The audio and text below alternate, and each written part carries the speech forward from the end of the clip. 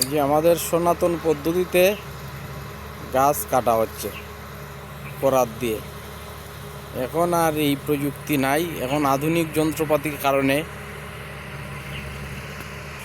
এই প্রযুক্তিটি হারিয়ে যাচ্ছে আমাদের। এবং আমরা ছোটোবেলায় দেখছি বড় বড় করাত দিয়ে গাছ ছিঁড়া হইতো।